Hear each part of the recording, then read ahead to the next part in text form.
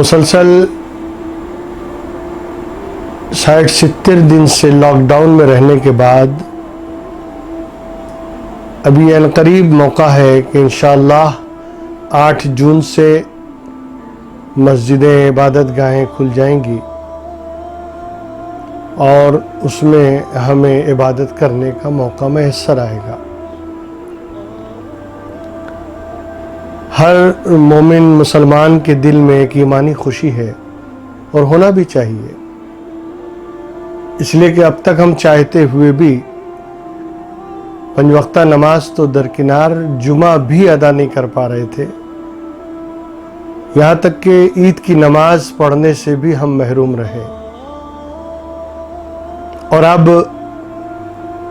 ان مسجدوں کو کھولا جائے گا عبادت گاہ کے لیے اور گورنمنٹ کی طرف سے پرمیشن اور اجازت دی جا رہی ہے کچھ شرائط کے ساتھ۔ برکیف مسجدوں کا کھل جانا، اللہ کے دربار کا کھل جانا بندوں کے لیے بہت بڑی نعمت عظمیٰ ہے اور یہ واقعی خوشی کا موقع بھی ہے اور ہر مومن مسلمان کو خوش بھی ہونا چاہیے۔ لیکن میں آج جو میسج لے کر آپ کی خدمت میں حاضر ہوں کہ دیکھیے اللہ تعالیٰ نے ساری کائنات کو تخلیق فرمایا، پیدا فرمایا، اور پیدا فرمانے کے بعد سب سے آخری لاسٹ جو کریچر ہے، مخلوق ہے،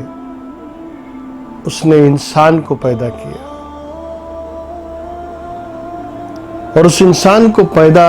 جب اس نے فرمایا تو بڑے فخر اور ناز سے قرآن کریم میں جا بجا پروردگار عالم نے انسان کی تخلیق کو بیان فرمایا۔ زمین و آسمان کا خالق، اتنی بڑی پھیلی ہوئی کائنات کا تنہا خالق، جو کن کہے اور چیز پیدا ہو جائے، ظاہر ہو جائے، اس نے انسان کو جب پیدا کیا تو اس کی پیدائش اور اس کے پیدا کرنے کا جو تذکرہ قرآن میں موجود ہے، اگر آپ اسے بغور مطالعہ کریں تو پتہ چلے گا کہ کتنا ناز ہے پروردگار عالم کو انسان کی تخلیق فرمانے پر۔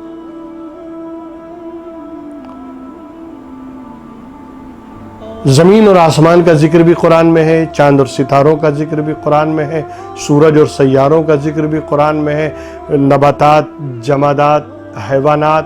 غرض کے ساری چیزوں کا ذکر اس نے فرمایا ہے قرآن کریم میں کہ ہم نے چاند بنایا، ہم نے سورج کو پیدا کیا، ہم نے ستاروں کی انجمنیں سجائیں، وَلَقَدْ زَيَّنَّا السَّمَاءَ الدُّنْيَا بِمَصَابِيحَ، ہم نے ستاروں کے چراغ جلا دیے، ہم نے چاند و سورج کو پیدا کیا، وغیرہ وغیرہ ساری چیزوں کا ذکر قرآن میں ارشاد فرماتا ہے۔ لیکن تفصیل کے ساتھ جتنا اس نے انسان کی تخلیق کو بیان کیا ہے اور انسان کی تخلیق کو جس ڈیٹیل وائز انداز میں قرآن میں جس کا ذکر موجود ہے، اتنا تفصیل سے اس نے کسی کی تخلیق کا ذکر نہیں فرمایا۔ اس سے پتہ چلتا ہے کہ انسان کو پیدا کرنے پر کتنا ناز ہے پروردگار عالم کو، کتنا فخر فرماتا ہے۔ لَقَدْ خَلَقْنَا الْإِنسَانَ فِي أَحْسَنِ تَقْوِيمٍ، ہم نے انسان کو بہترین کیمیاوی اجزاء سے مرکب کر کے پیدا کیا ہے۔ هَلْ أَتَىٰ عَلَى الْإِنسَانِ حِينٌ مِّنَ الدَّهْرِ لَمْ يَكُنْ شَيْئًا مَّذْكُورًا، کیا انسان پہ ایسا دور نہیں گزرا جب وہ کچھ نہیں تھا؟ ہم نے پیدا کیا اسے، اور مخلوق پانی سے پیدا کیا ہے۔ ہم انسان کو تخلیق کرنے والے ہیں، ہم نے انسان کو سننے والا بنایا، دیکھنے والا بھی بنایا، اور ایک جگہ تو اتنی تفصیل سے قرآن کریم نے بیان فرمایا ہے اللہ تعالیٰ نے انسان کی تخلیق کو، ہم نے انسان کو مٹی کے جوہر سے نکالا، پھر ہم نے اسے ایک محفوظ مقام پہ رکھا، اور پھر اللہ فرماتا ہے کہ پھر اس نطفے کو ہم نے خون کا لوتھڑا بنایا، اور اس خون کے لوتھڑے کو ہم نے گوشت کے لوتھڑے میں تبدیل کر دیا، اور پھر اس گوشت کے لوتھڑے میں ہم نے ہڈیاں پیدا کی، پھر ان ہڈیوں پر ہم نے گوشت چڑھایا، فتبارک اللہ احسن الخالقین، تو برکت والا ہے اللہ، مبارک ہے وہ اللہ، اور سارے تخلیق کرنے والوں میں سب سے بہتر پیدا کرنے والا۔ آپ ذرا دیکھیں کہ انسان کو تخلیق فرمانے کا جو تفصیلی ذکر قرآن میں موجود ہے، اور جس انداز سے پروردگار عالم انسان کی تخلیق کو بیان کر رہا ہے، اس سے پتہ چلتا ہے کہ کتنا ناز ہے پروردگار کو انسان کو تخلیق فرمانے پر۔ مگر وہی انسان جس کی پیدائش کو تفصیل کے ساتھ قرآن میں بیان کر رہا ہے، اس انسان کی فطرت اور اس انسان کے اندر جو اس کا نیچر ہے، اس کو بھی قرآن نے بڑی باریک بینی سے بیان کیا ہے کہ اس انسان میں جہاں یہ اچھائیاں ہیں، جہاں یہ بہتریاں اس کے اندر موجود ہیں، وہیں اس انسان میں کچھ کمیاں بھی ہیں، کچھ نقص ہیں، اور نقص تو رہے گا، اس لیے کہ نقص سے پاک اگر کوئی ذات ہے تو وہ اللہ اور اس کے رسول کی ہے۔ ہر انسان میں کوئی نہ کوئی کمی تو ہے، لیکن اس انسان کی جو فطری کمزوریاں ہیں اس کو بھی قرآن نے بیان کیا ہے۔ ان الانسان لربہ لکنود، کہ انسان اپنے رب کا بڑا ناشکرا ہے۔ یہ کمیاں بیان کی جا رہی ہیں، ایک طرف تعریف کی جا رہی ہے، وَلَقَدْ كَرَّمْنَا بَنِي آدم، ہم نے اولاد آدم یعنی انسان کے سر پر کرامت اور بزرگی کا تاج رکھا ہے، ہم نے اسے دوسری مخلوق میں فضیلت دی ہے، اکثر مخلوق میں اسے فضیلت دی ہے ہم نے۔ یہ ساری باتیں قرآن بیان کرتا ہے، یعنی فضیلت کی بات بھی کرتا ہے، سربراہی کی بات کرتا ہے، سرداری ہم نے دی ہے، اسے مخلوق میں افضل و اعلیٰ بنایا ہے، لیکن دوسری طرف یہ بھی ان الانسان لربہ لکنود، یہ انسان اپنے رب کا بڑا ناشکرا ہے، اس کی کمزوری یہ ہے۔ آپ سوچیں نا کہ اللہ نے قرآن کریم میں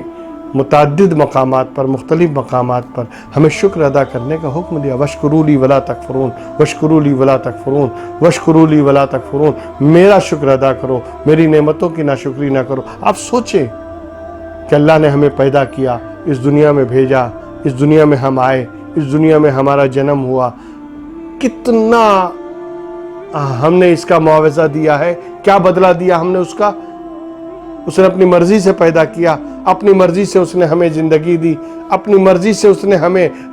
سانس لینے کی طاقت دی، اپنی مرضی سے اس نے ساری چیزیں ہمیں عطا کی، دل دیا، دل میں دھڑکنے کی طاقت دی، دماغ دیا، دماغ میں سوچنے سمجھنے کی صلاحیت دی، ہاتھ پیر دیے، ہاتھ پیر میں چلنے پھرنے چھونے پکڑنے کی صلاحیت دی، اس نے آنکھیں دی، آنکھوں میں دیکھنے کی قوت دی، کان دیے، کان میں سننے کی طاقت دی، یہ ساری چیزیں اسی کی عطا کردہ ہیں۔ اور اس دنیا میں آنے کے بعد ہماری پرورش کے لیے، ہماری زندگی کی بقا کے لیے اس نے آسمان سے بارش برسایا، اس نے فضا میں آکسیجن رکھا، اس نے ساری چیزیں ہمارے لیے دنیا اور ساری کائنات میں، اور اس دنیا کو ہمارے لیے ایسا بنا دیا جو ہماری زندگی کے لیے بقا بن سکے، اور ہماری صحت و سلامتی کے لیے اس نے ساری چیزیں پیدا فرمائیں، ہمارے رزق کے لیے اس نے زمین سے سبزہ اگایا، اناج پیدا کیا، پھل فروٹ پیدا کیا، سب کچھ اسی کا دیا ہوا ہے اور سب کچھ اسی کا عطا کردہ ہے، لیکن اس کے باوجود انسان کبھی اس کا شکر گزار نہیں بنتا۔ ایک ایک روحا اس کے احسان تلے دبا ہوا ہے، ایک ایک سانس اسی کی دی ہوئی ہے، اس کے باوجود ہم اس سے اتنی دور ہیں اور اتنی دور ہوتے جاتے ہیں کہ آپ اندازہ نہیں لگا سکتے کہ انسان کتنی ناشکری کرتا ہے۔ اگر ہم 24 گھنٹہ صرف اور صرف اس کا شکر ادا کریں تب بھی حق ادا نہیں ہوگا اس کا۔ ماں کے پیٹ میں رہنے کے بعد بھی وہ رزق دیتا رہا، اس کی پالنے کے لیے ماں کے پیٹ میں اس نے رزق پہنچایا تھا، اس کے باوجود ہم شکر ادا نہیں کرتے۔ آپ خیال کریں نا کہ ہم کتنے ناشکرے بندے ہیں، پھر بھی اس کے فضل و کرم کا یہ عالم ہے، اس کی رحمت کا یہ عالم ہے، اس کے احسان کا یہ عالم ہے کہ ہماری ناشکری اور ہماری نافرمانی کے باوجود بھی وہ ہم پر نعمتیں برساتا ہے، وہ ہمیں عزت دیتا ہے، وہ ہمیں دولت دیتا ہے، وہ ہمیں شہرت دیتا ہے، وہ ہمیں سب کچھ عطا کر رہا ہے، ہم اس کی نافرمانی کر رہے ہیں، اس کے باوجود بھی دے رہا ہے۔ اب اگر کوئی عقل مند ہو ٹھنڈے دل سے سوچے کہ جب نافرمانی کرنے پر اس کے رحم و کرم کا یہ عالم ہے اور نعمتوں کا یہ عالم ہے، تو اگر فرما برداری کریں تو اس کے رحم و کرم کا عالم کیا ہوگا؟ اس نے ہمیں کہا کہ میرے حکم کے مطابق زندگی گزارو، اس لیے کہ میں نے تمہیں پیدا کیا نا، تو پھر جیو میری مرضی سے۔ جب پیدا کیا میں نے، مارنے والا میں ہوں، تو یہ دنیا جو تمہاری ہے، یہ جانتے ہو ہم نے تمہیں یہاں عیش و آرام کے لیے یا عیاشی کے لیے، یہ دولت جمع کرنے کے لیے نہیں بھیجا ہے۔ دنیا کے نشے میں، دنیا کی محبت میں اتنا بدمست ہاتھی مت بن جاؤ کہ اپنے رب کو تم فراموش کر دو، اپنے خدا کو بھلا دو، اور اپنی بدمستی میں ہر جائز و ناجائز، حرام اور حلال کی ساری حدیں پار کر جاؤ۔ یہ ایک بندے کا شیوا نہیں ہے۔ لیکن اس کے باوجود دیکھیں آپ، ہم تو مستی میں تھے، ہم تو دنیا کے نشے میں چور تھے، ہم دولت کے جمع کرنے میں رات اور دن لگے ہوئے تھے۔ مسجدوں سے حی علی الصلاح، حی علی الصلاح، حی علی الفلاح، حی علی الفلاح کی صدائیں بلند ہوتی رہیں، مگر ہم نے کان نہیں دھرا اس پر۔ آؤ نماز کی طرف، آؤ نماز کی طرف، آؤ کامیابی کی طرف، آؤ کامیابی، ہم نے دھیان ہی نہیں دیا۔ ہم تو یہ سمجھ رہے تھے دولت کا انبار لگا لو کامیاب، دولت جمع کر لو کامیاب، پراپرٹی اور جائیداد بسا لو کامیاب، جتنی زیادہ ہو سکے اتنی زیادہ ملکیتیں تم حاصل کرتے چلے جاؤ کامیاب۔ ایک جھٹکا دیا اس نے، وَلِلَّهِ جُنُودُ السَّمَاوَاتِ وَالْأَرْضِ، اللہ ہی کا ہے زمین اور آسمان میں جو کچھ ہے وہ سب لشکر ہے اللہ کے۔